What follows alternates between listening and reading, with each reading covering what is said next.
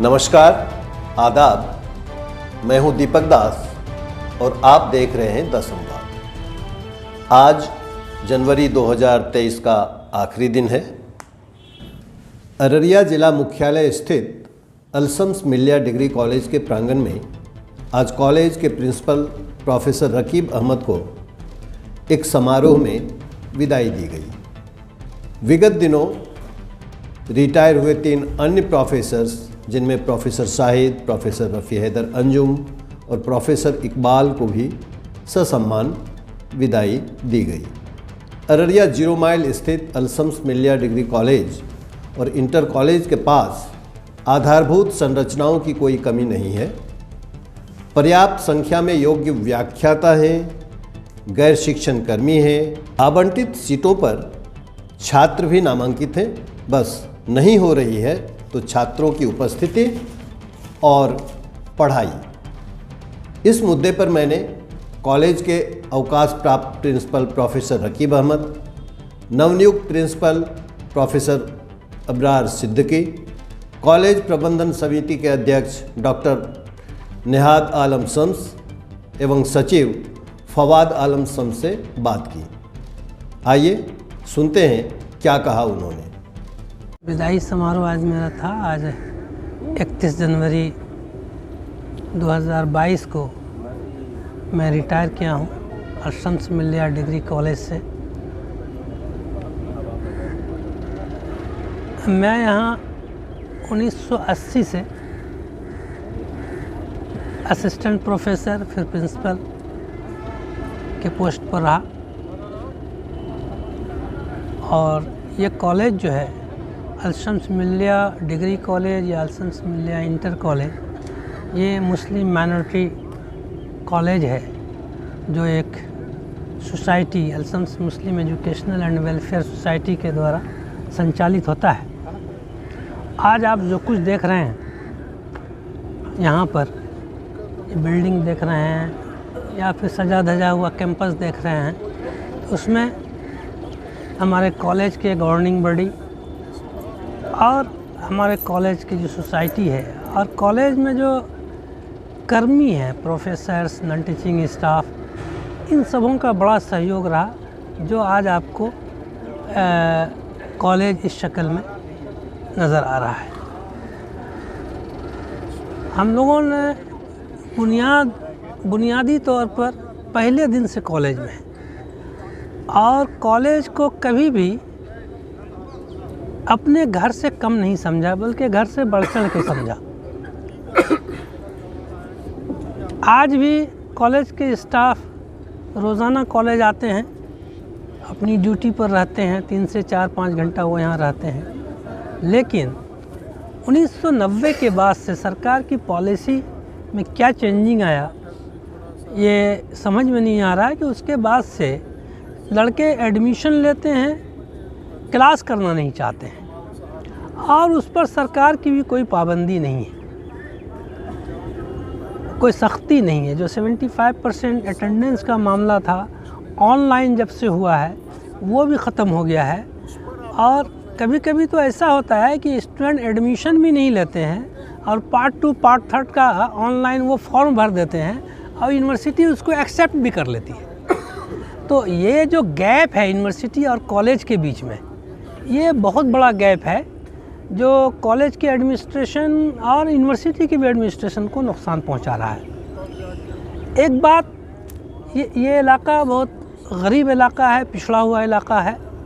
यहाँ minority community के लोग ज़्यादा हैं, लेकिन जब से ऑनलाइन एडमिशन की व्यवस्था हुई है तो यहाँ के जो लोकल स्टूडेंट्स हैं वो यहाँ एडमिशन नहीं ले पाते हैं। यूनिवर्सिटी अपनी तरफ से सूची देती है और उस सूची में सहरसा, कटिहार, पूर्णिया, उधर किशनगंज, ठाकुरगंज और बंगाल तक के स्टूडेंट को दे देते हैं। तो उससे स्टूडेंट का एडमिशन का रेशियो काफ़ी घटा है। यहाँ लगभग 900 सीट है स्टूडेंट का और इस लास्ट ईयर जो एडमिशन हुआ है 522 या 23 स्टूडेंट एडमिशन हुआ है। उसका मुख्य कारण ये है कि बाहर के स्टूडेंट को दे देते हैं लोग और बाहर के स्टूडेंट इतना दूर एडमिशन लेना नहीं चाहते। तो ये एक कॉलेज को एक समस्या का सामना करना पड़ रहा है। ये अल्शम्स मिल्लिया डिग्री कॉलेज, इसका जो विकास अब तक आप देख रहे हैं, इसमें सरकार का कोई पैसा नहीं है। स्कूल के कॉलेज के कोष से जो पैसा हुआ बचा, उसका उसी से ये डेवलपमेंट हुआ और डे टू डे डेवलपमेंट हुआ है, कोई एक दिन में नहीं हुआ है। ये रोज़ यहाँ काम चालू रहता है, चलता ही रहता है विकास के तौर पर। और अभी जो हमारे दूसरे प्रिंसिपल प्रोफेसर इंचार्ज बने हैं इब्रार अहमद सिद्दीकी, हमने उनसे रिक्वेस्ट किया है कि काम को रोज़ करने की ज़रूरत है, रोज़ करते रहिएगा तो एक बड़ा काम सामने आ जाएगा। और हम समझते हैं कि वो ऐसा करेंगे। हमारे बगल में हमारे कॉलेज के प्रेसिडेंट, हमारे सेक्रेटरी साहब बैठे हुए हैं। इनका सहयोग इतना रहा है विकास के कार्यों में कि कभी भी इन्होंने बिला वजह किसी काम में रुकावट नहीं डाला और हमेशा कॉलेज को पॉजिटिव थिंकिंग लिया, नहीं ये काम होना चाहिए, जल्दी कीजिए इसको, और इस तरह से इसका विकास हो सका। बीच अल्शम्स मिल्लिया कॉलेज का जो मैनेजिंग कमेटी है, उसके अध्यक्ष यहाँ मौजूद हैं डॉक्टर शम्स साहब। मैं जानना चाहूँगा कि एक बड़ा चैलेंज है आज के समय में, क्योंकि इंफ्रास्ट्रक्चर आप लोगों ने मिलकर बहुत ही बढ़िया खड़ा कर लिया है, लेकिन जो पढ़ाई का माहौल है, जो परिवेश पढ़ाई का होना चाहिए, वो माहौल यहाँ नहीं बन पा रहा है। जैसा कि अभी प्रिंसिपल रकीब साहब ने बताया, तो आप क्या समझते हैं कि कैसे, अगर स्थानीय तौर पर कहें और इसी तरीके से यदि विश्वविद्यालय का प्रबंधन इन चीज़ों को नज़रअंदाज करता रहे, तो स्थानीय तौर पर आप क्या समझते हैं कि कैसे हम लोग इसको रिस्टोर कर सकते हैं? आप लोग कैसे इसको फिर से विद्यालय में, महाविद्यालय में बच्चों को ला सकते हैं? क्या किया जाए? हमारा तो सोच ये है कि गार्जियंस को भी एक्टिव होना पड़ेगा इसमें, कि आप फोर्स कीजिए। हमारी टीचर्स हैं, हम लोग ने बहुत मेहनत से, बहुत खोज के टीचर्स की बहाली की है, और वो हमेशा वो अपग्रेड होते रहता। कोशिश होती है कि अच्छे से अच्छे टीचर्स आए जो पढ़ाए, क्योंकि उसकी नॉलेज है। बच्चे पटना जाते हैं, कोटा जाते हैं, वहाँ गार्जियन भेज देते हैं। स्कूल भेजने का कुछ ये नहीं है, तो गार्जियन जब तक ये नहीं होगा, जो नहीं जा सकते हैं, चलिए 50% बच्चे शायद नहीं जा सकते हैं बाहर पढ़ने के लिए, गार्जियन अफोर्ड नहीं करते, तो उनको कम से कम आप ये फोर्स कीजिए, भाई कॉलेज जाओ। कोई छानबीन गार्जियन की तरफ से भी नहीं होते, बच्चे जा रहे हैं कि नहीं, कहाँ जाते हैं कि नहीं है। हम तो आपको कहें कि अगर हमको मिलेगा, बच्चे आएंगे तो वो एक बच्चा भी होगा, उसको भी पढ़ाएंगे। मतलब अभिभावक की उदासीनता भी इसका एक कारण है कि बच्चे महाविद्यालयों में नहीं आ रहे। सही बात। हमारे साथ अल्शम्स मिल्लिया कॉलेज का जो प्रबंधन समिति है, उसके सचिव भी हमारे बीच मौजूद हैं। मैं सचिव महोदय से जानना चाहूँगा कि अब जबकि हमारे प्रिंसिपल साहब की आज विदाई हो रही है और नए प्रिंसिपल इंचार्ज आ चुके हैं, आप क्या उम्मीद करते हैं कि पढ़ाई का जो शैक्षणिक वातावरण है, इसको कैसे बहाल किया जा सकता है? आप क्या समझते हैं? देखिए, वातावरण तो आपको आगे से ठीक करना पड़ेगा। हमारी कोशिश यही रही कि हमारी टीचर्स अपनी जगह पे हैं, स्टूडेंट्स आएंगे, जैसे इन्होंने कहा कि पहले फोर्स किया गया तो आए, पिछले जो आपको वीसी थे, तो उसी किस्म का अगर सिस्टम आगे से आपको टाइट होगा तभी हम लोग कुछ कर सकते हैं, वरना तो हमारी टीचर आते हैं, बैठते हैं, चले जाते हैं, हम तो कुछ कर नहीं सकते। अब हमारे बीच जो अभी जिन्होंने चार्ज लिया है, प्रिंसिपल इंचार्ज, हमारे बीच प्रोफेसर इब्रार साहब मौजूद हैं।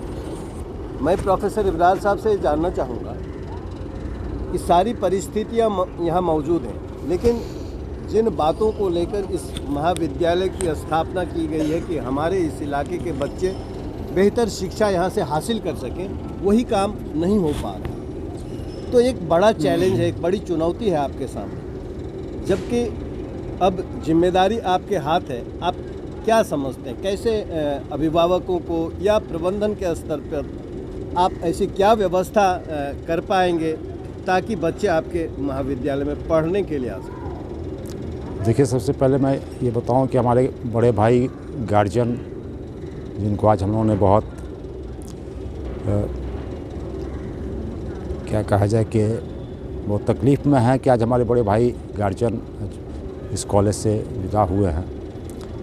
इनके वक्त में ही 2 साल 3 साल पहले हम लोगों ने सारे टीचर्स एक एक बच्चे को उनकी रजिस्टर को उठाकर फ़ोन किया था कि आप आओ, क्लासेस होंगे, पढ़ाई करो। तो सबों से अलग अलग, कभी कभी कुछ बच्चे आए भी। एक दिक्कत उसमें आ रही थी कि आज जो बच्चे आ रहे हैं कल दूसरे बच्चे आ रहे हैं, वो बच्चे नहीं आए जो आ जाए थे। तो ये सब दिक्कतें आ रही थी। अब चूँकि कमेटी और हमारे बड़े भाई इन्होंने जो ज़िम्मेदारी दी है, सबसे पहले मैं इसका शुक्रिया अदा करता हूँ। एक्चुअली इनफैक्ट कि मैं पता नहीं मुझे इस लायक समझा गया, ये मेरे लिए बहुत गर्व की बात है।